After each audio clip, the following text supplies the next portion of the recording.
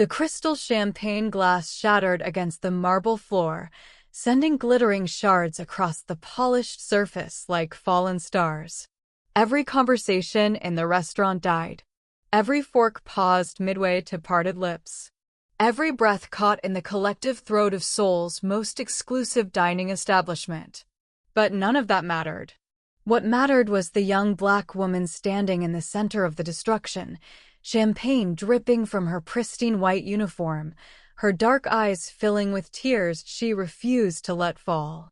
What mattered was the woman who had thrown the glass, standing with her designer heels planted wide, her perfectly manicured finger pointing at the waitress like a weapon. What mattered was the man sitting alone in the shadowed corner booth, his expensive suit worth more than most people's annual salary, his fingers slowly curling around the armrest of his chair until the leather groaned in protest. Park Seo-joon had built an empire on patience. He had watched enemies smile at him across negotiation tables while plotting his death. He had survived 3 assassination attempts by the age of 30. He had clawed his way from the blood-soaked streets of Incheon to become the youngest boss in the Houndy Syndicate's 100-year history.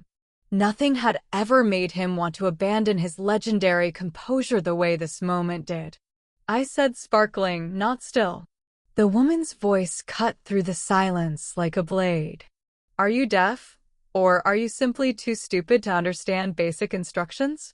The waitress, a woman named Zuri Adeyemi, whose name meant beautiful in Yoruba, kept her head bowed. Her hands trembled at her sides, but she did not cry. She did not run. She stood there and absorbed the hatred being poured over her like the champagne now staining her uniform. Ma'am, I apologize for the confusion. I will bring you sparkling water immediately. You'll do nothing, the woman spat. I want to speak to your manager. Now. I want you fired tonight. People like you shouldn't even be allowed in establishments like this. This is what happens when they let anyone work here. Standards have completely collapsed. Seo-joon's jaw tightened.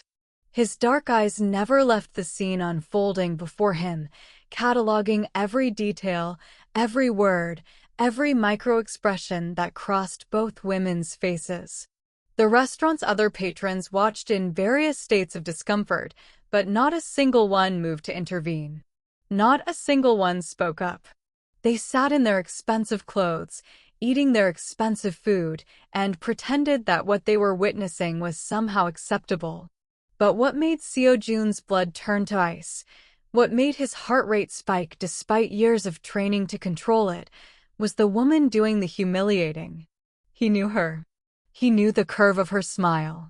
He knew the particular way she tilted her head when she was trying to appear innocent. He knew the cold emptiness behind her carefully painted eyes. He had married her once. Yoon Han-ul stood in the center of the restaurant, her Hermes bag clutched in one hand, her lips twisted into a sneer that he had never seen during their 3 years of marriage. Or perhaps he had seen it, and he had simply chosen not to look closely enough. Perhaps he had been so blinded by what he thought was love that he had missed the cruelty that lived beneath her porcelain surface. You know, Han-ul continued, her voice carrying to every corner of the room, I've heard that your kind are naturally lazy. It must be genetic. Can't follow simple instructions, can't hold down proper jobs, always looking for handouts. Tell me, how did you even get this position? Did someone feel sorry for you? Zuri's shoulders straightened almost imperceptibly. Her chin lifted by a fraction of an inch. Something flickered in her dark eyes, not defeat, but defiance. Not shame, but quiet, unshakable dignity. Ma'am, she said, her voice steady despite everything, I brought you exactly what you ordered. If you check your receipt, you'll see that you requested still water. However, if you would prefer sparkling, I am more than happy to. Han-ul's hand flew through the air. The slap echoed through the restaurant like a gunshot. Zuri's head snapped to the side. A red mark bloomed across her cheek like a poisonous flower. For one eternal moment, nobody moved. Nobody breathed. The world itself seemed to have frozen in shock. Then Park Seo-joon stood up. Before we continue with what happened next, before I tell you about the decision that would change 3 lives forever, I need you to do something for me. Drop a comment right now telling me where in the world you're watching this from. I want to know how far this story is traveling. And if you're new here, hit that subscribe button and turn on notifications, because what comes next is going to leave you absolutely speechless. I promise you, this is not the story you think it is. Now, where was I? Seo-joon rose from his seat with the fluid grace of a predator. His movements were slow, deliberate, each step measured and precise. The other patrons watched him approach with the same wariness they might show a tiger escaping its cage. They didn't know who he was not yet, but something in their primitive brains recognized danger when they saw it. Hanul turned at the sound of approaching footsteps, ready to redirect her fury at whoever dared interrupt her performance. The words died in her throat when she saw him. Her face went pale, then flushed, then pale again, emotions cycling through her features like a malfunctioning traffic light. Seo-joon, she breathed. What are you doing here? He didn't answer. His eyes swept over her, taking in the designer dress he had never seen before, the diamond earrings that sparkled with cold fire, the wedding ring on her finger that was decidedly larger than the one he had given her 3 years ago. Then his gaze moved to Zuri, to the handprint burning red against her brown skin, to the way she was fighting to maintain her composure despite the humiliation she had just endured. "Are you all right?" he asked, and his voice was quiet. So quiet that Hanul had to strain to hear it. But there was something in that quiet, something that made the temperature in the room drop by several degrees. Zuri blinked at him, clearly confused by the question. People had been staring at her for the past 5 minutes. People had witnessed her degradation. But not a single person had thought to ask if she was all right. "I'm fine, sir," she said. "I apologize for the disturbance. I'll have someone clean this up right away." "You have nothing to apologize for." Seo-joon turned to face his ex-wife. Hanul's eyes darted around the restaurant, suddenly aware that she was now part of a scene that she hadn't orchestrated. She straightened her shoulders, trying to regain control of the situation. "Seo-joon, this doesn't concern you. This woman made a mistake, and I simply..." "You simply what?" His voice hadn't risen above that terrifying quiet. "You simply threw a glass at a service worker? You simply assaulted a woman who cannot defend herself without losing her job? You simply stood here and spewed hatred that I wouldn't have thought you capable of, even knowing everything I know about you." Hanul's eyes flashed. "She's just a waitress. I don't know why you're making such a big deal about. She is a human being." Each word fell like a stone into still water. "She is someone's daughter, someone's sister, someone's friend. She is a person who came to work today expecting to be treated with basic dignity, and instead she encountered you." The restaurant had gone so quiet that you could have heard a napkin fall. Every eye was fixed on the confrontation unfolding in the center of the room. Phones had appeared in trembling hands, recording everything. Tomorrow, this would be all over social media. But Seo-joon didn't care about that. He had spent his entire life caring about the wrong things. He had cared about power, about respect, about building an empire that would make his enemies tremble. He had married a woman who seemed perfect on paper, beautiful, educated, from a wealthy family, without ever stopping to examine what lay beneath the surface. And it had cost him everything. "I want to speak to the manager," Seo-joon said, but he wasn't speaking to Hanul. He was speaking to the universe. He was speaking to the watching phones. He was speaking to every person who had ever stayed silent while witnessing injustice because they didn't want to make a scene. The restaurant manager appeared almost instantly, his face a mask of professional concern. He was a middle-aged man with salt and pepper hair and the permanently anxious expression of someone who spent his life placating the wealthy and entitled. Mr. Park, he said, and there was recognition in his voice. Recognition and a hint of fear. I'm so sorry for this disturbance. Rest assured, we will handle. You will not fire her. The manager blinked. Sir, this woman, Seo-jun gestured to Zuri, will not lose her job over this. She did nothing wrong. She performed her duties admirably in the face of unconscionable treatment. If anything, she should be commended for her professionalism. Hanul laughed, but it was a brittle sound.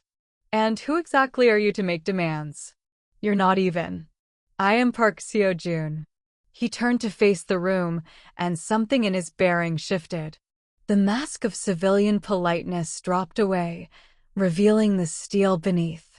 I own 51% of this restaurant. I own the building it sits in. I own the land beneath that building. And I am telling you, very clearly, that this woman's employment is not up for discussion.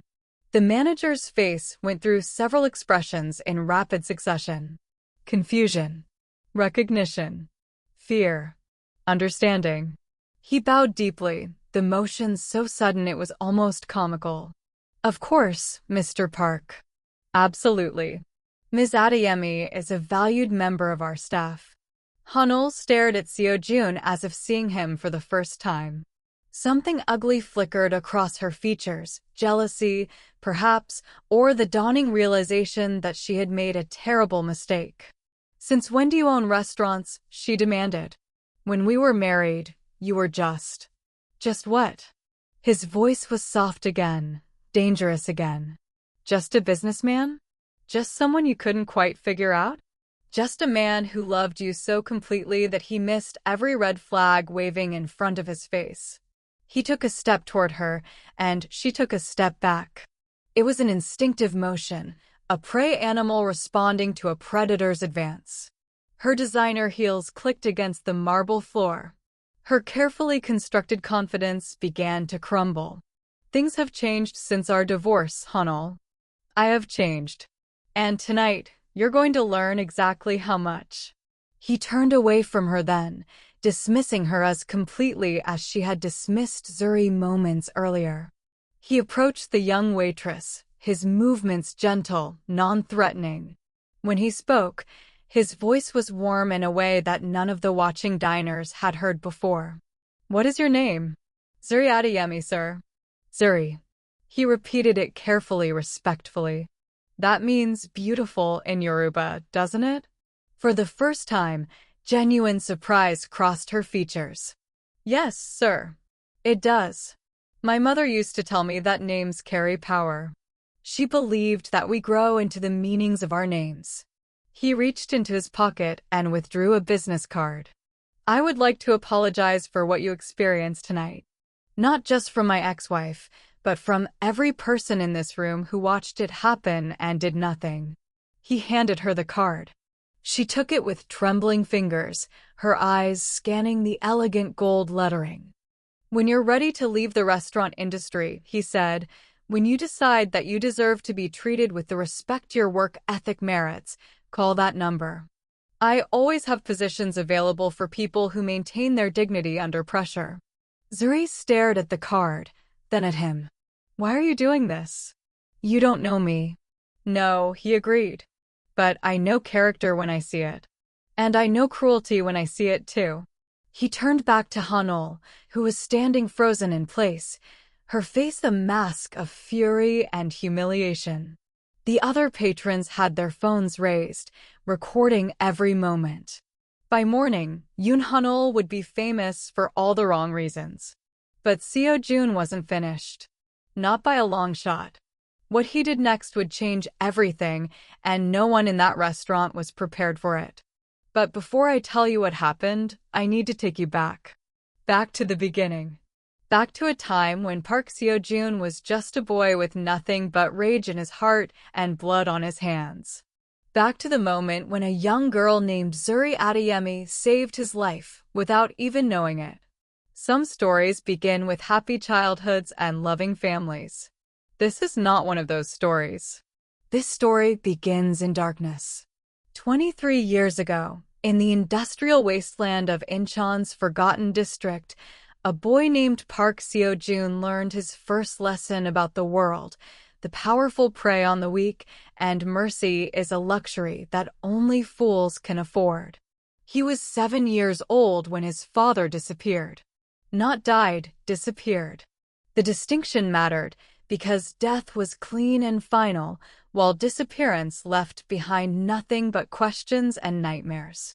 One day, his father was there, coming home smelling of factory smoke and exhaustion, leaving crumpled one-notes on the kitchen table for food. The next day, he was simply gone. No note. No explanation. No body to bury or grave to visit. His mother lasted 3 years after that before the grief and the poverty and the shame consumed her completely. She was found by a neighbor, cold and still, an empty bottle of sleeping pills on the floor beside her. Seo-joon was the one who discovered her. He was 10 years old, and something inside him died that day alongside her. The orphanage was worse than the streets. At least on the streets, you could run. At least in the shadows of abandoned buildings, you could hide. The orphanage trapped him in a building full of children who had already learned that survival meant clawing your way to the top, no matter who you had to step on to get there. Seo-joon adapted quickly. He had to. The boys who didn't adapt ended up broken in one way or another, spirits crushed, bodies damaged, futures erased before they had a chance to begin. He learned to fight. He learned to steal. He learned to lie with a straight face and negotiate with hands that didn't shake. By 14, he had caught the attention of the Houndy Syndicate. They found him in the aftermath of a street fight, standing over 3 boys twice his size, his knuckles bloody and his expression completely calm. Most children would have been crying, shaking, overwhelmed by the violence they had just committed. Seo-joon simply wiped the blood from his hands and asked if anyone else wanted to try. An old man in an expensive coat had watched the entire thing from a black car parked across the street. He stepped out slowly, his cane tapping against the pavement, his silver hair gleaming under the street lights. The other boys scattered like roaches exposed to light, but Seo-joon held his ground. "You fight well," the old man said. "But you fight angry. Anger makes you predictable. Being predictable keeps people from bothering me." The old man smiled. It was a cold expression, completely devoid of warmth, but there was something like approval in his eyes. "Clever. What's your name?" "Park Seo-joon." "I am Kwon Tae-hyung. I think, Park Seo-joon, that you and I have much to discuss." That was how Seo-joon entered the underworld.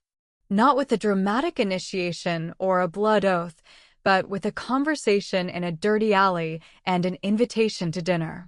Tae-hyung became his mentor, his teacher, his closest thing to a father figure since his real father had vanished into the night. For 10 years, Seo-joon climbed the ranks of the Houndy Syndicate. He started as a runner, delivering messages and small packages to places that legitimate couriers refused to go. He became an enforcer, collecting debts with a combination of diplomacy and carefully applied violence. He earned a reputation for efficiency, for keeping his word, for punishing betrayal swiftly and without mercy. But he also earned a reputation for something else. Something that set him apart from the other young wolves fighting for position in the organization. Park Seo-joon protected the innocent. It was an open secret within the syndicate, whispered about in safe rooms and back alleys.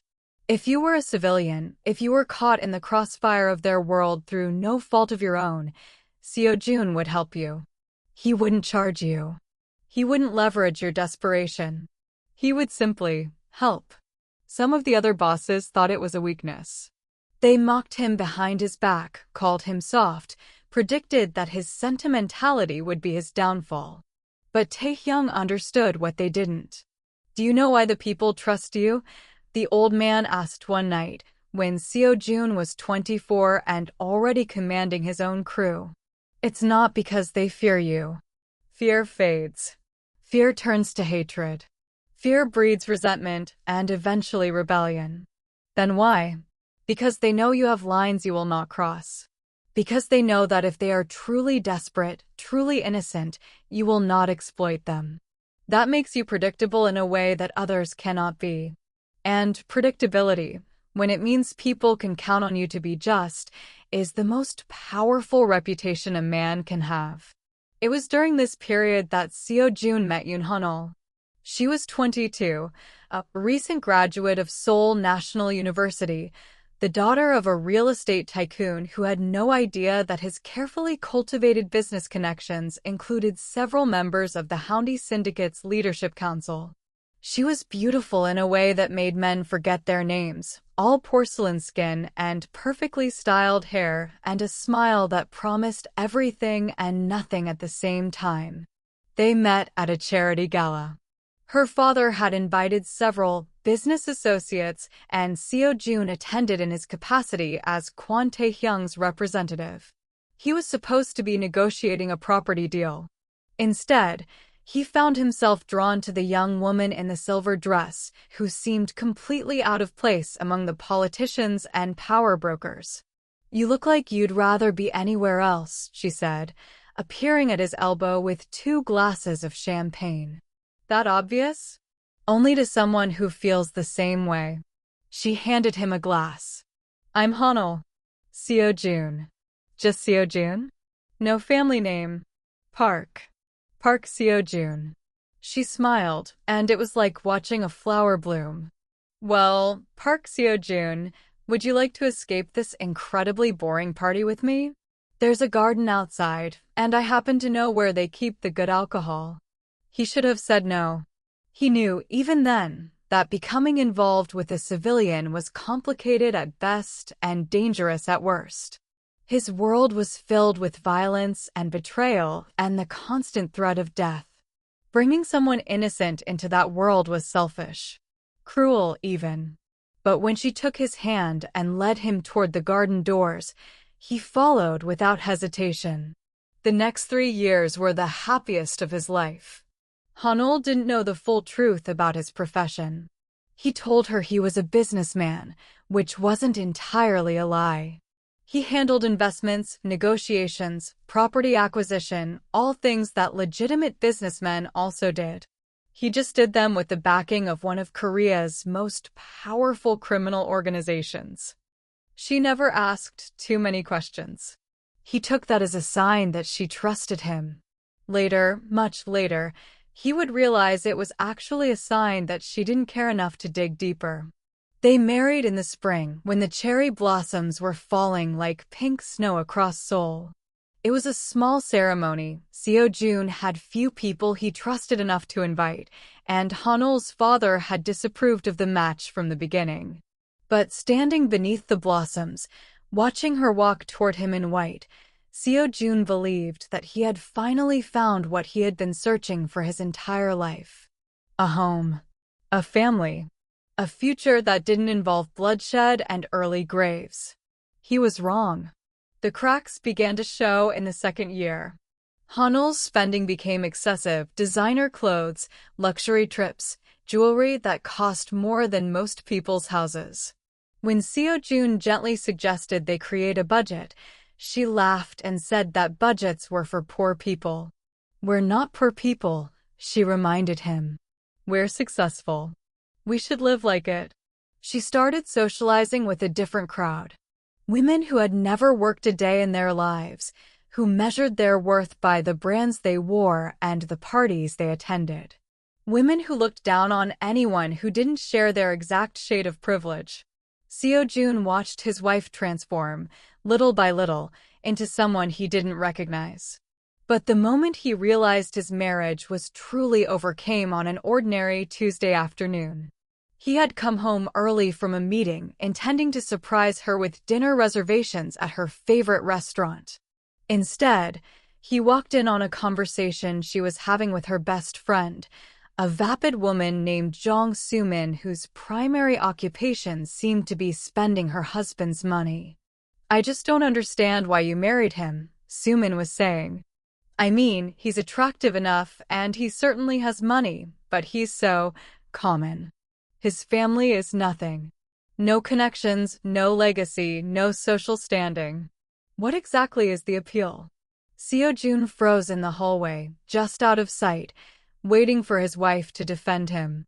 Waiting for her to say that she loved him, that none of those superficial things mattered, that their connection went deeper than pedigree and social climbing. Hana laughed. Oh, the appeal is simple. He worships me. It's actually quite pathetic when you think about it. No matter what I do, no matter how I behave, he just accepts it. He's like a puppy, desperate for affection, willing to do anything to please. And until someone better comes along, he serves his purpose well enough. The words hit Seo-jun like physical blows.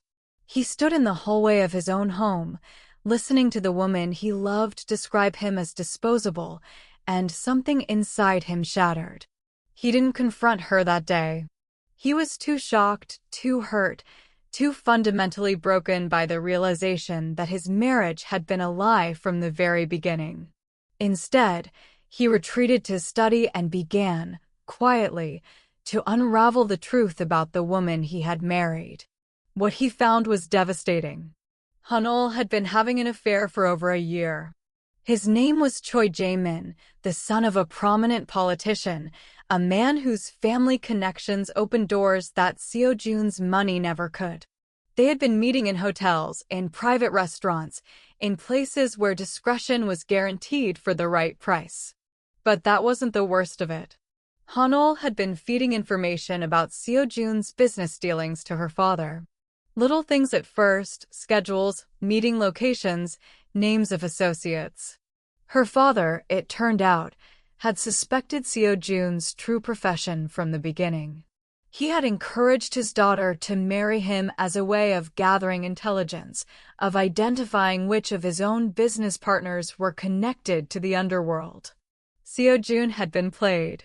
His love, his trust, his desperate hope for a normal life, all of it had been nothing but a tool for people who saw him as a means to an end. The divorce was quiet and efficient. Hanol, to her credit, didn't fight it. She had already secured her next target, a ring on her finger from Choi Jae-min before the ink on the divorce papers was even dry. She walked away with a substantial settlement, confident that she had won, that she had extracted everything of value from the fool who had loved her. What she didn't know, what she couldn't have known, was that the divorce was just the beginning. Now here's something I want you to think about, and I want you to be honest in the comments. Have you ever stayed silent when you witnessed someone being mistreated? Have you ever told yourself it wasn't your business, that getting involved would only make things worse, that someone else would surely step in? What stopped you from speaking up? I'm not asking to judge you. I'm asking because I think, deep down, most of us have been in that position. We've watched cruelty unfold and chosen comfort over courage. And that's exactly what every person in that restaurant did when they watched Hanol humiliate Zuri. But Seo-jun wasn't like most people. And his history with Zuri Adeyemi wasn't what anyone in that restaurant expected. Because here's the thing about the universe that nobody tells you: it has a strange way of connecting people across time and space, across cultures and circumstances. Sometimes, the person you help without thinking becomes the person who saves you decades later. Sometimes, the kindness you show to a stranger comes back to you when you need it most. And sometimes, the person you dismiss as insignificant turns out to be the most important person in the room. Zuri Adeyemi and Park Seo-jun had met before. 18 years before that night in the restaurant, in a small missionary hospital in Busan, their paths had crossed in a moment that neither of them remembered clearly, but that had shaped both of their lives in ways they were only now beginning to understand. The summer of 2007 was the hottest in Korean memory. Heat shimmered off the streets of Busan like visible waves, and the city moved in slow motion, everyone seeking shade and air conditioning wherever they could find it. It was the kind of summer that drove tempers hot and patience thin, The kind of summer when small disagreements became violent confrontations and old grudges boiled over into fresh vengeance. It was the summer that Park Seo-joon almost died. He was 19 years old, still climbing the ranks of the Houndy Syndicate, still learning the brutal geography of Seoul's underworld. A deal had gone wrong, not his fault, but in their world, fault was a luxury that only the powerful could assign. He had been in the wrong place at the wrong time, caught between rival factions, and someone had decided he would make an excellent message to Kwon Tae-hyung. They left him bleeding in an alley near the Busan harbor, 3 knife wounds painting red across his torso, one of them dangerously close to his lung. He should have called for help from his own people. He should have crawled toward a phone, toward safety, toward the network that would have moved heaven and earth to save him. But the world was going gray at the edges, and his phone was shattered on the ground beside him, and all he could think was that this was how it ended. After everything he had survived, the abandonment, the orphanage, the street fights, the climb through blood and darkness, he was going to die alone in an alley that smelled of fish and garbage. Then she appeared. She couldn't have been more than 5 years old. A tiny girl with dark skin and braided hair, clutching a stuffed rabbit that had seen better days. She stood at the mouth of the alley, her eyes wide, her small body frozen with fear and fascination. "Mommy," she screamed. "Mommy, there's a hurt man." A woman appeared behind her, tall, beautiful, with the same dark skin and an expression of controlled panic. She was wearing hospital scrubs under a light jacket, clearly on her way to or from a shift. Her eyes swept over Seo-joon's crumpled form, assessing the damage with the practiced eye of a medical professional. "Zuri, stay back," she commanded. Then, into her phone, "I need an ambulance at the harbor district near the fish market. Stabbing victim, multiple wounds, significant blood loss. He's conscious, but fading." She knelt beside Seo-joon, her hands moving quickly, applying pressure to the worst of his wounds. He tried to speak, tried to warn her away. In his world, helping the wrong person could get you killed, but all that came out was a wet cough. "Don't try to talk," she said. "I'm a nurse. My name is Adeyemi Folake. You're going to be okay, but I need you to stay awake.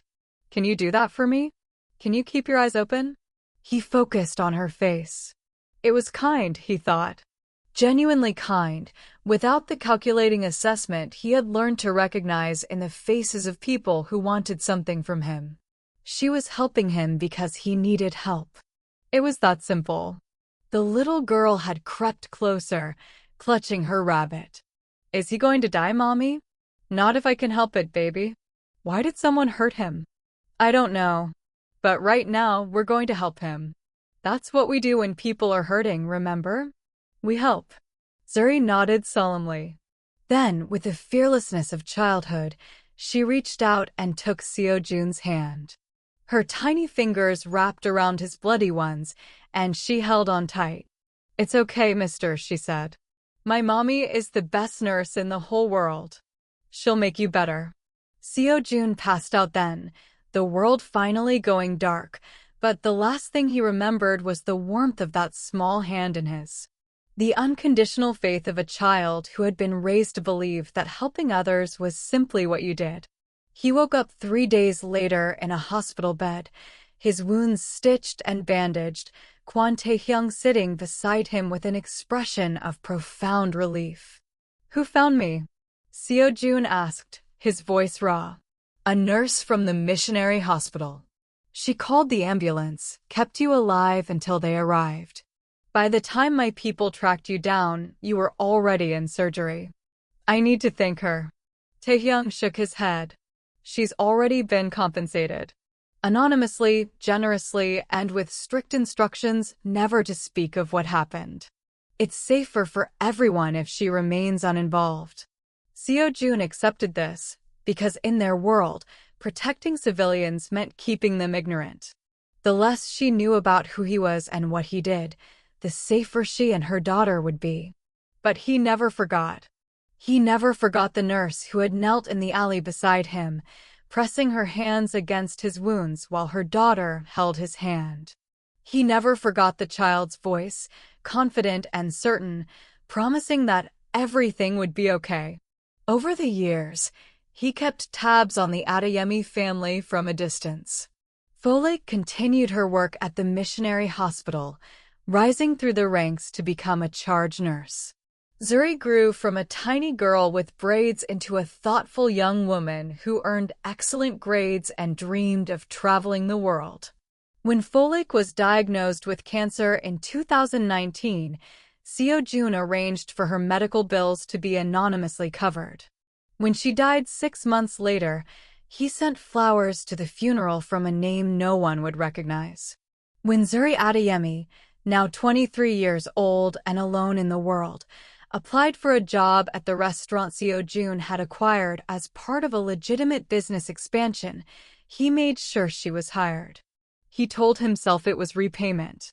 A debt finally settled after all these years.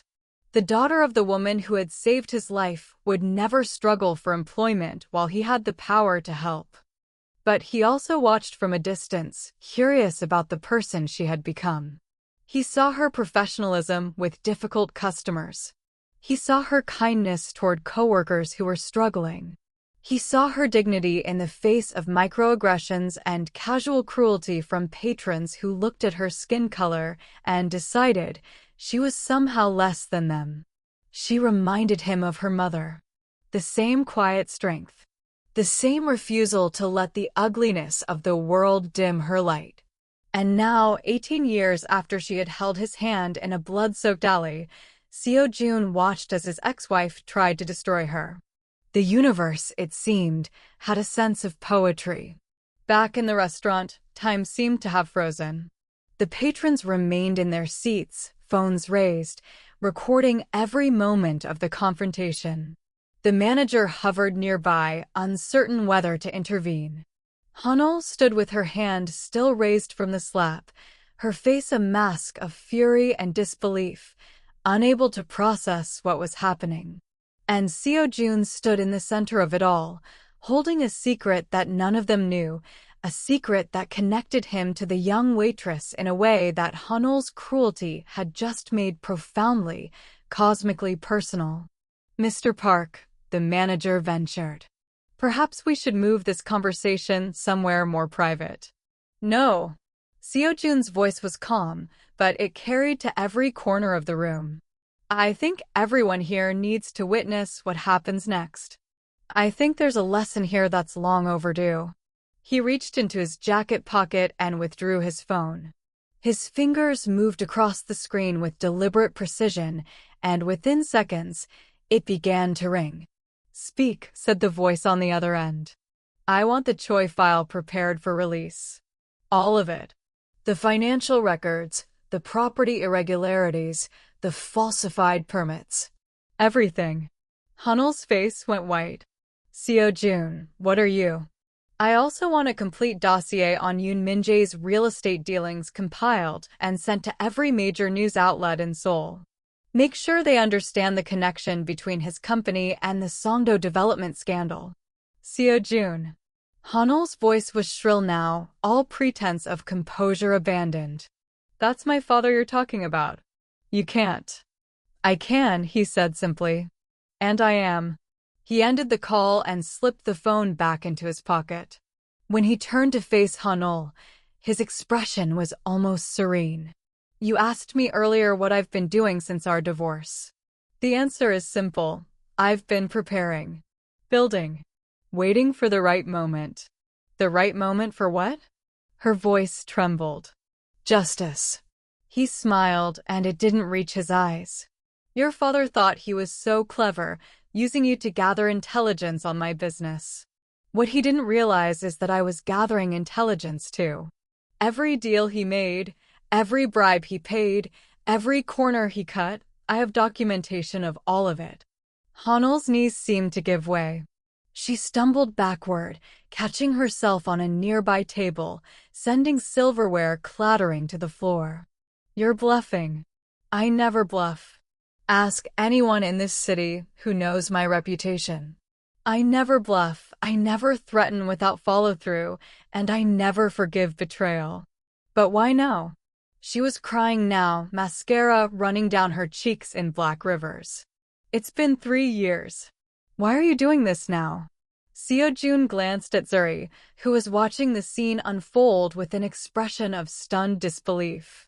Then he looked back at Hanul. Because tonight, you reminded me of something I had almost forgotten. You reminded me that there are people in this world who believe their money and status give them the right to hurt others. People who think that kindness is weakness and cruelty is strength. People who look at someone like Zuri and see nothing but an opportunity for degradation. He took a step closer to Hanul, and she flinched as if he had raised a hand to strike her. I spent 3 years of my life loving you. I gave you everything I had, my trust, my devotion, my hope for a future together. And you used it. You used me. You made me believe I was part of something real, when all along I was just a tool for your family's agenda. Seo-jun, please. But do you know what the worst part was? It wasn't the betrayal. It wasn't the affair. It wasn't even the way you laughed about me with your friends. His voice dropped to a whisper. It was realizing that I had given my heart to someone who didn't have one. The restaurant was utterly silent. Nobody moved. Nobody breathed. It was as if they were all watching a play, witnessing a drama that had been building for years, finally reaching its crescendo. Your father will be ruined by morning, Seo-jun continued. Your husband's political career will be over by the end of the week. And you, Hanul, will finally understand what it feels like to be powerless. To have everything you value stripped away while you can do nothing but watch. Hanul's legs finally gave out completely. She collapsed to the floor of the restaurant, her designer dress pooling around her like a deflated balloon, sobs racking her body. Seo-jun watched her for a moment. There was no satisfaction in his eyes, no triumph. Only a deep, weary sadness. I didn't want it to end this way, he said quietly. If you had been anyone else tonight, if you had been cruel to anyone else, I might have let you continue your comfortable, thoughtless existence. But you chose her. He turned to Zuri, who was still holding his business card, her expression a mixture of shock and dawning understanding. You chose to hurt the daughter of the woman who saved my life. You chose to humiliate someone who, unlike you, earned everything she has through hard work and dignity. And that, Hanul, is something I cannot forgive. The restaurant doors burst open, and 3 men in expensive suits strode in. They moved with the contained power of professional security, their eyes scanning the room for threats before focusing on Seo-jun. Sir, one of them said. The files have been sent. The media is already picking up the story. Good. Seo-jun straightened his jacket. Make sure Ms. Yoon gets home safely. She's had a difficult evening. The men moved toward Hanul, not touching her, but clearly indicating that it was time to leave. She looked up at Seo-jun with tear-streaked eyes, and for just a moment, he saw the woman he had loved. The woman who had made him believe in second chances and happy endings. Then she opened her mouth, and the illusion shattered. You'll pay for this, she hissed. My family has connections. My husband has power. You think you can destroy us with some documents? You're nothing. I'm the man who loved you, Seo-jun interrupted. And now, I'm the man who will teach you what it means to face consequences. Something tells me that's a lesson you've never had to learn before. He turned his back on her as the security men escorted her toward the door. The other patrons watched in stunned silence, their phones still recording, their dinners forgotten. And that's when everything changed again. Because Zuri Adeyemi, quiet, dignified, wrongly humiliated Zuri Adeyemi, spoke up. Wait. The single word cut through the chaos like a blade. Everyone froze. Seo-jun, the security men, Hanul, the watching patrons. All eyes turned to the young black woman in the champagne-stained uniform, the red handprint still visible on her cheek. Zuri stepped forward, her posture straight, her expression unreadable. She walked past Seo-jun without looking at him, approaching Hanol with measured steps that somehow commanded the attention of the entire room. Hanol shrank back, probably expecting another confrontation, more humiliation piled on top of what she had already endured. But Zuri stopped a few feet away and simply stood there, looking at the woman who had assaulted her. "I don't know who you are," Zuri said quietly. "I don't know anything about your marriage or your family's business dealings or whatever history you have with that man." She gestured vaguely towards Seo-jun, who watched with an expression of genuine curiosity. This was not what he had expected. This was not what anyone had expected. "But I do know something about cruelty," Zuri continued. "I know what it looks like. I know what it does to people. And I know that it almost always comes from a place of pain." Hanol stared at her, tear-stained face frozen in disbelief. "My mother used to say that hurt people, that the ones who lash out the hardest are usually the ones carrying the heaviest burdens. She said that when someone tries to make you feel small, it's because they feel small themselves." Zuri reached into her pocket and withdrew a clean napkin. She extended it toward Hanol, who flinched as if she expected to be struck. "I don't forgive you for what you did tonight. You assaulted me. You degraded me. You said things about my race that were designed to make me feel like I was worth less than you." Her voice remained steady, but there was steel beneath the softness. "That was wrong. And you will have to live with that wrongness, whether or not there are other consequences." Hanol's hand trembled as she took the napkin. She dabbed at her face mechanically, her eyes never leaving Zuri's. "But I also won't celebrate your destruction. I won't cheer while your life falls apart. That's not who I am. That's not who my mother raised me to be." She turned to face Seo-jun, and for the first time, there was a hint of challenge in her expression. "Mr. Park, I appreciate what you did tonight. I appreciate you standing up for me when no one else would. But if this," she gestured to the security men, to the phones still recording, to the entire spectacle that had unfolded, "if this is some kind of revenge fantasy where I'm supposed to be grateful while you destroy someone's family, then I want no part of it." Seo-jun's expression didn't change, but something shifted in his eyes. Interest, perhaps. Or respect. "What would you have me do instead?" he asked. "I would have you consider whether justice and revenge are really the same thing." Zuri's voice carried the quiet authority of someone who had thought deeply about these questions. "I would have you ask yourself if ruining this woman and her family will actually make anything better, or if it will just create more pain that ripples out into the world. Her father is a criminal. He has destroyed countless lives through his corruption. Then let the law deal with him. The law has been paid off for decades." Zuri was quiet for a moment. Then she nodded slowly. "Okay. Then expose his crimes.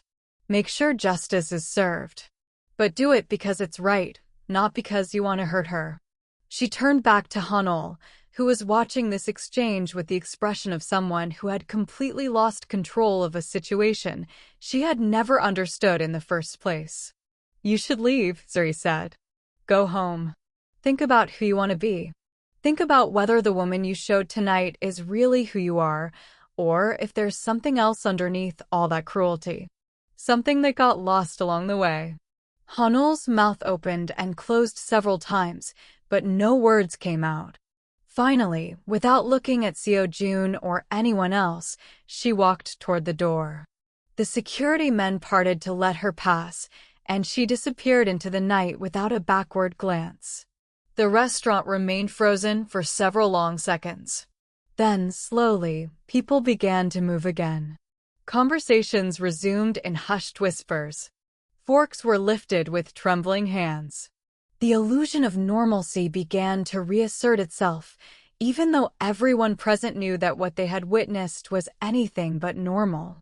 Seo-jun approached Zuri with slow, deliberate steps.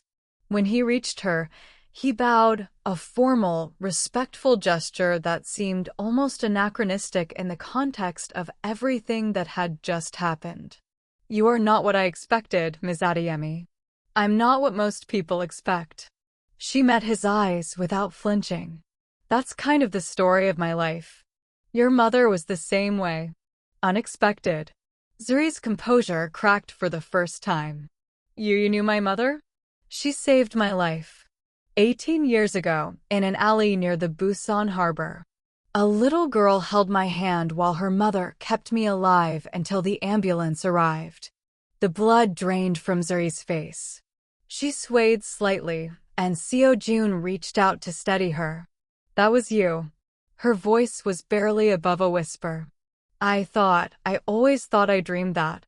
I was so young. I thought it was a nightmare, something my brain made up. It was real. And I never forgot it." Seo-jun's voice softened in a way that the restaurant's patrons had never heard before. "I never forgot you or your mother. When I discovered you were working here, I arranged for you to be hired. I've been watching from a distance, making sure you were okay. That's why the manager always looked nervous when I asked about my employment records." "Probably." He almost smiled. "I may have made it clear that your position was protected." Zuri processed this information, her expression cycling through confusion, gratitude, and something that looked almost like anger. "So everything that happened tonight, the way you defended me, the job offer, it wasn't really about me at all. It was about paying a debt to my mother." "It started that way," Seo-jun admitted. "But watching you just now, the way you handled Hanol, the way you refused to be part of something that violated your principles, that wasn't about my debt. That was about who you are." He gestured to the restaurant around them, to the patrons still sneaking glances in their direction. "Everyone in this room saw you humiliated. They saw you slapped, degraded, reduced to tears you refused to shed. And then they watched you show more grace to your abuser than she deserved.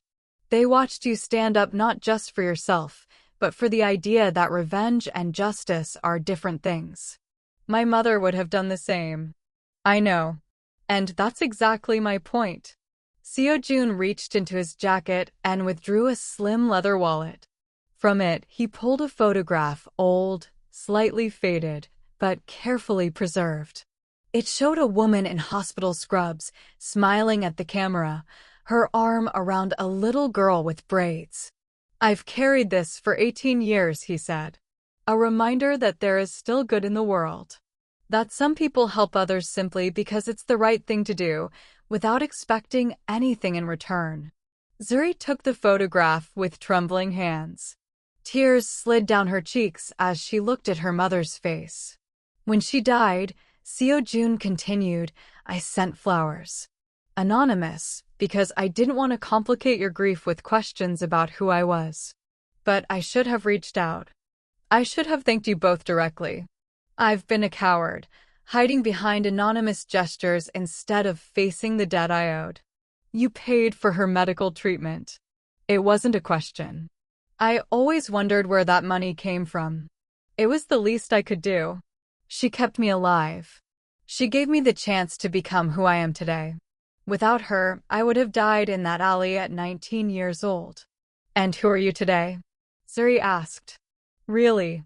Because from what I just witnessed, you're a man who owns restaurants and has files on people and can ruin families with a phone call. That's not exactly a legitimate businessman." Seo-jun considered the question carefully. The restaurant had grown very quiet again, the patrons straining to hear the conversation even as they pretended to focus on their meals. "I am many things," he said finally. "I am the head of an organization that operates in the shadows of Seoul's business world. I am a man who has done terrible things in service of survival and power.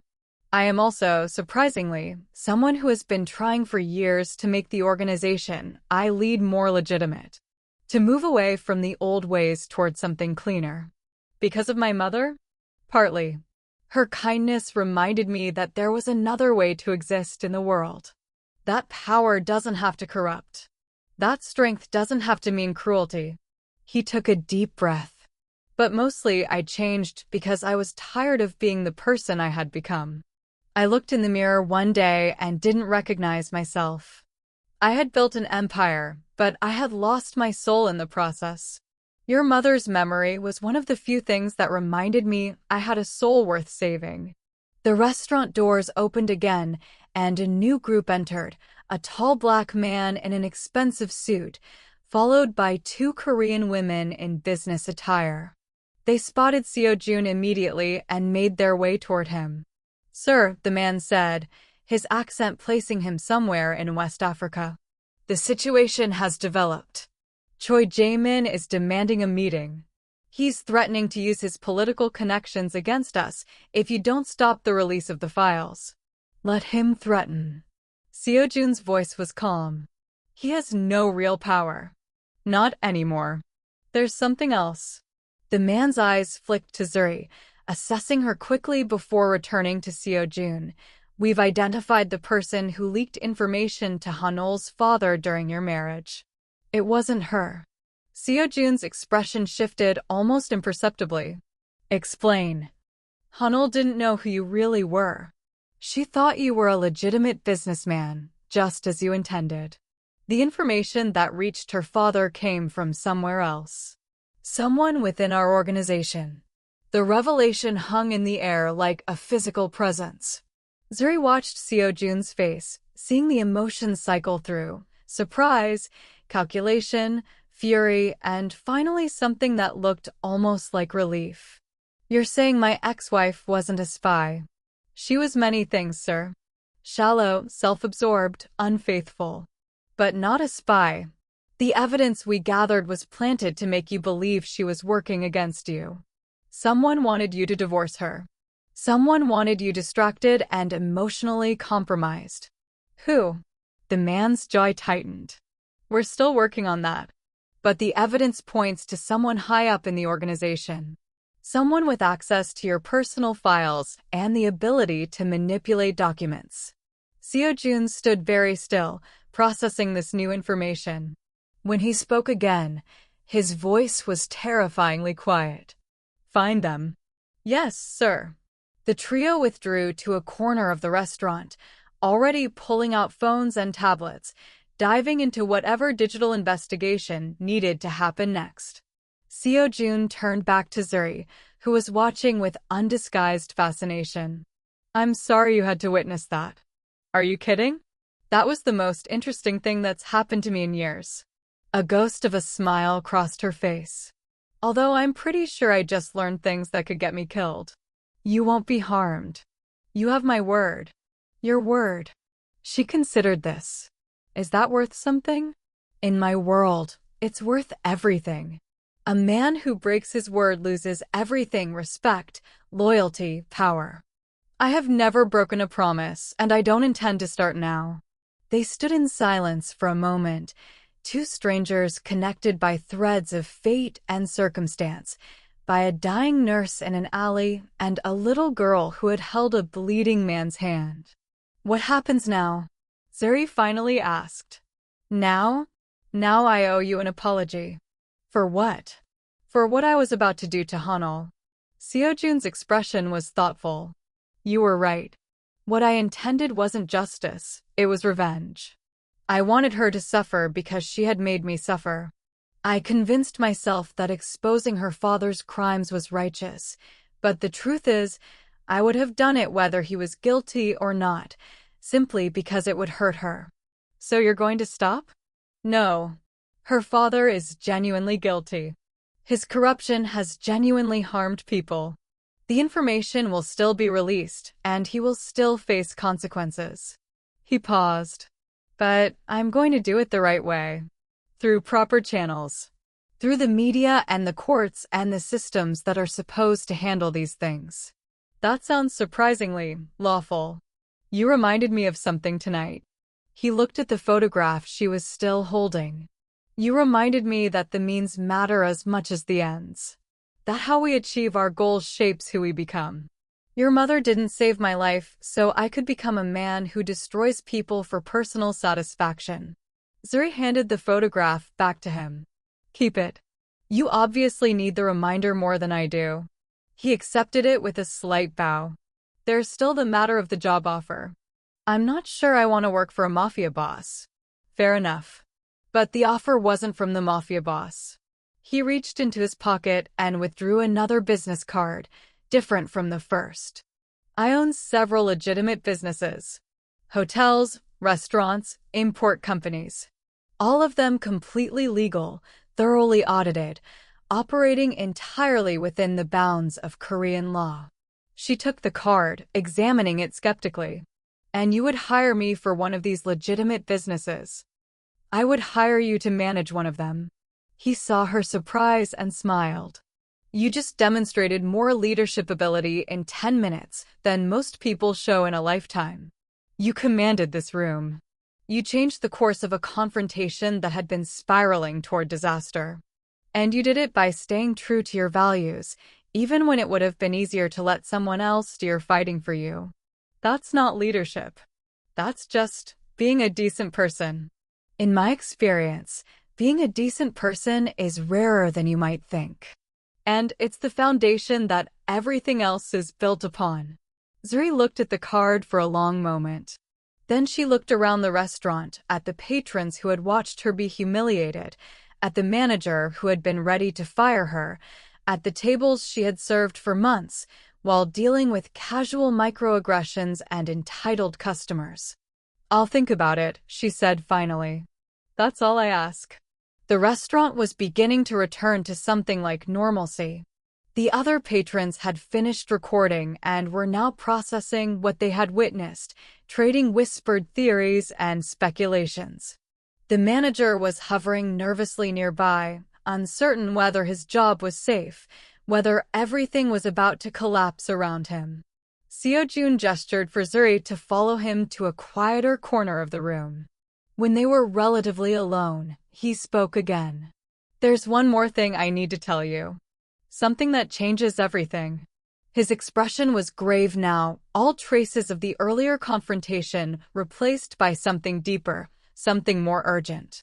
The information my team just brought me about the traitor in my organization, it's connected to what happened here tonight. What do you mean? Someone arranged for Hunnel to be here at this restaurant on this night. Someone knew that I would be dining here. Someone orchestrated this entire confrontation. Zuri felt a chill run down her spine. But why? What could anyone possibly gain from? I don't know yet, but I intend to find out. And I suspect that before this is over, we're both going to learn things about tonight that will change everything we think we understand. 3 weeks after the restaurant incident, Seoul was still buzzing with the fallout. The video had gone viral within hours, a Korean mafia boss defending a black waitress against his ex-wife, dramatic revelations about corruption and betrayal, a confrontation that had all the elements of a perfect drama. News outlets debated whether Seo-jun was a hero or a villain. Social media argued about race, class, privilege, and the responsibilities of bystanders. Hunnel had become a symbol of entitled cruelty, her every past social media post scrutinized for evidence of her true character. And through it all, Zuri Adeyemi tried to maintain some semblance of a normal life. She had quit the restaurant 3 days after the incident. Not because of anything Seo-jun had done, quite the opposite. The attention had become unbearable. People came to the restaurant specifically to see her, to take photos, to ask questions she had no intention of answering. The manager had tried to leverage her sudden fame into a marketing opportunity, which had been the final straw. Now she was living in a small apartment in Mapogu, going through job listings, trying to figure out what came next. Seo-jun's business card sat on her kitchen table, untouched since the night he had given it to her. She looked at it every morning, considering, then tucked it back into its place and went about her day. It was raining on the afternoon when everything changed. Zuri was walking home from the grocery store, umbrella held against the downpour, when she noticed the car. Black, expensive, windows tinted so dark they were nearly opaque. It had been following her for 3 blocks, moving slowly, keeping pace with her walking speed. She quickened her steps. The car matched her speed. Her heart began to pound. She thought about Seo-jun's warning, about traitors and conspiracies and things happening for reasons no one had fully understood. She thought about how quickly a normal life could become something terrifying. She broke into a run. The car accelerated, pulling ahead of her, cutting off her path. The back door opened, and a figure stepped out, not one of Seo-jun's men, whom she would have recognized, but someone else entirely. A woman. Middle-aged, elegant, with silver-streaked hair pulled back in a severe bun. Her eyes were sharp and calculating, sweeping over Zuri with the detached interest of a scientist examining a specimen. Ms. Adeyemi, I've been looking forward to meeting you. Zuri's grip tightened on her umbrella. It wasn't much of a weapon, but it was something. Who are you? My name is Baek Ji-young. I'm the person who orchestrated everything that happened at the restaurant 3 weeks ago. The rain continued to fall. Water ran down Zuri's face, plastering her hair to her forehead, but she didn't move. Why? Because I needed to test something. Or, more accurately, I needed to test someone. Baek Ji-young smiled, and it didn't reach her eyes. Park Seo-jun has been a thorn in my side for years. He controls territory that should belong to me. He has loyalty that I cannot buy. And he has a reputation for protecting the innocent that makes him dangerously popular among people who might otherwise support my own ambitions. So you set him up. You wanted him to do something terrible in public, something that would destroy his reputation. Precisely. I knew about his ex-wife, about their history, about how much he despised her. I knew that if she humiliated someone innocent in front of him, his protective instincts would kick in. I was counting on him to overreact, to become the violent, vengeful man that everyone whispers about but rarely sees. It didn't work. No. Ji-young's expression flickered with frustration. It didn't. Because of you. She took a step closer, and Zuri took a step back. You weren't supposed to be a factor. You were supposed to be a victim, someone pathetic and broken who would inspire Seo-jun's protective rage. Instead, you became something else entirely. You showed grace. You challenged him. You made him reconsider his actions in real time, in front of witnesses. That wasn't planned. I was just being myself. I know. That's what makes it so irritating. Ji-young's smile turned cold. You accidentally ruined months of planning with your unexpected dignity. And now Seo-jun is more popular than ever, seen as a reformed man who defends the vulnerable and listens to reason. You've made him untouchable. Good. Ji-young's expression hardened. Not good. Not good at all. Which is why I'm here. Behind Zuri, footsteps. She spun around to find 2 men approaching from the opposite direction, cutting off her retreat. She was trapped. What do you want? I want Seo-jun to make a mistake. I want him to come for you, to act rashly, to prove to the world that he's still the violent criminal everyone suspects him of being. Ji-young's voice was almost gentle now, the way a snake might sound if snakes could speak. You're going to help me achieve that, whether you want to or not. The 2 men reached for Zuri. She swung the umbrella with all her strength, catching one of them across the face, but the other grabbed her from behind. Her groceries scattered across the wet pavement. She screamed, but the rain swallowed the sound. They bundled her into the car. The doors slammed shut. And within seconds, she was speeding through the rain-soaked streets of Seoul, a prisoner of a woman whose plans she had accidentally destroyed. Park Seo-jun learned about the kidnapping 14 minutes later. He was in his office, reviewing legitimate business reports, when his head of security burst through the door without knocking. The man's face was pale, his usual composure shattered. Sir. They took her. Seo-jun didn't need to ask who her was. He had kept tabs on Zuri since the restaurant incident, ensuring that she was safe, that no one was threatening her. He had wanted to give her space, to let her make her own decisions about the job offer, but he had never stopped watching. Who? Baek Ji-young. The name hit Seo-jun like a physical blow.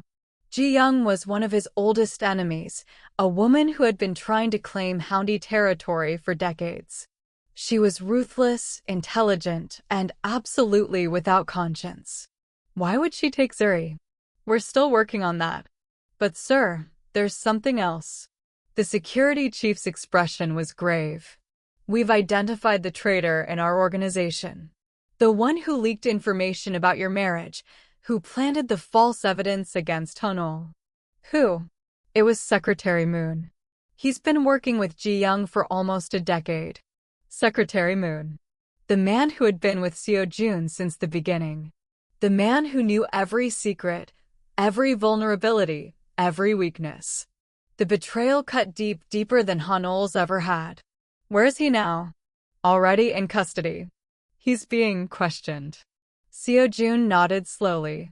His mind was racing, processing angles, calculating responses, planning moves and countermoves. But beneath all that tactical thinking, something else was burning. Fear. Real, genuine fear for Zuri's safety. Ji-young won't hurt her immediately, he said, thinking aloud. She wants me to come for Zuri. She wants a confrontation. If she kills her hostage before I arrive, she loses her leverage. So what do? We give her what she wants. We come for Zuri. Seo-jun stood, straightening his jacket. But we do it on our terms. And we do it in a way that ends this. He paused. Not for hesitation. Park Seo-jun did not hesitate, but for precision. The difference, he continued, his gaze steady on Zuri, is intention. Justice corrects. Revenge consumes. Tonight, you stopped me from crossing a line I promised myself I'd never cross again. Zuri folded the photograph of her mother carefully and slipped it back into his wallet before returning it to him. My mother believed power was a test, she said softly. Not everyone passes. Something in Seo-jun's chest shifted. A tightening. A recognition. Around them, the restaurant staff began discreetly cleaning the shattered glass and spilled champagne, erasing the visible mess while the invisible consequences continued to ripple outward. Phones were still recording. Social media was already igniting. Outside, sirens wailed faintly in the distance. The man in the expensive suit returned, tension etched into his features. Sir, the leak has been traced. Seo-jun turned. Who? A single name was spoken. And for the first time that night, Seo-jun's composure fractured. Kwon Tae-hyung. The mentor. The father figure. The man who had pulled him out of the alley and shaped him into a weapon. Zuri felt it immediately, the shift in air, the way Seo-jun's shoulders stiffened, the way his jaw locked as if bracing against an old wound being ripped open. That's not possible, Seo-jun said quietly. The evidence is airtight, the man replied. He's been funneling information for years. Not to law enforcement, to rival syndicates. He orchestrated the false trail that led you to believe your ex-wife betrayed you. He wanted you emotionally destabilized. Easier to control. Seo-jun closed his eyes. Just once. When he opened them again, whatever softness had lived there earlier was gone, not replaced by rage, but by something colder. Something resolved. Where is he? Waiting, the man said. He requested a private meeting. He says he knows you'll come. Seo-jun laughed under his breath. A humorless sound. He's right. Zuri watched him carefully. You don't have to do this alone. He turned to her, surprised. This isn't your war, he said. She met his gaze, unflinching. My mother taught me something else too. When injustice hides behind history and loyalty, silence becomes complicity. The words hit him harder than any threat ever had. Seo-jun nodded once. Then you'll stay where it's safe. Safe, she echoed. Relative term. He almost smiled. An hour later, Seo Jun stood inside an empty traditional tea house overlooking the Han River. The city lights reflected off the water like fractured stars. Kwon Tae-hyung sat waiting, hands folded neatly, expression calm. "You've grown," the old man said. "I always knew you would." "You taught me," Seo Jun replied. "That's what makes this unforgivable." Tae-hyung sighed. "Sentiment. Still your weakness." "You used my marriage," Seo Jun said. "You turned my life into a chessboard." "I protected the syndicate." "No," Seo Jun said softly. "You protected your throne." The silence stretched. Then Seo Jun slid a folder across the table. Inside were documents, bank transfers, communications, signatures. By dawn, Seo Jun said, "Every leader will know what you did. You don't get death. You don't get violence. You get exile. Stripped of power. Forgotten." Taehyung's composure finally cracked. "You wouldn't exist without me." Seo Jun stood. "And you wouldn't exist tomorrow if I were the man you made me." "But I'm not." He turned and walked away. Behind him, an empire quietly changed hands. Morning came differently after the truth. The city still buzzed. People still hurried to work. Coffee still brewed. But something fundamental had shifted beneath the surface. News outlets exploded. Corruption exposed. Political careers ended overnight. Real estate empires collapsed under the weight of truth. Yoon Hunol disappeared from public life entirely. No statements. No interviews. Just silence. Justice didn't scream. It simply arrived.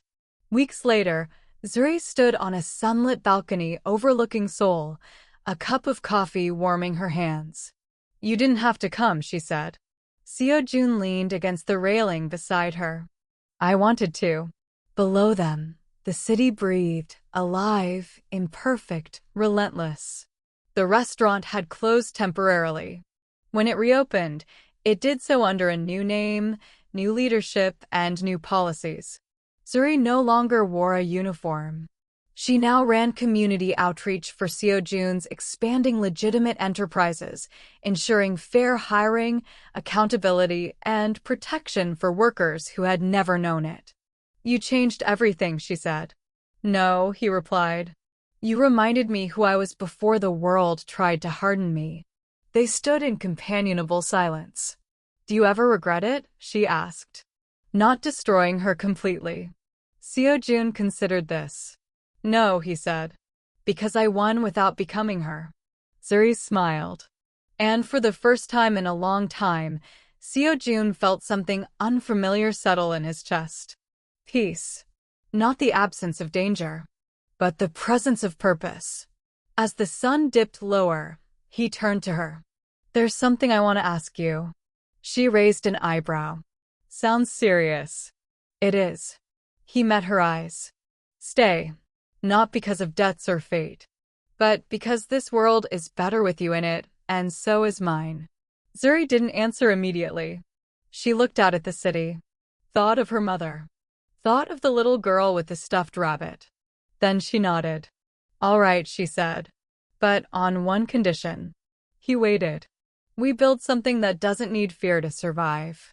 Seo Jun smiled fully for the first time in the entire story. "Deal." And somewhere in the quiet spaces between power and kindness, between justice and mercy, two lives, once broken by cruelty, finally found their way home. If this story moved you, even a little, don't keep it to yourself. Share it. Because silence protects cruelty. And stories like this remind us that courage still exists. And if you're still here, you already know what to do. Subscribe.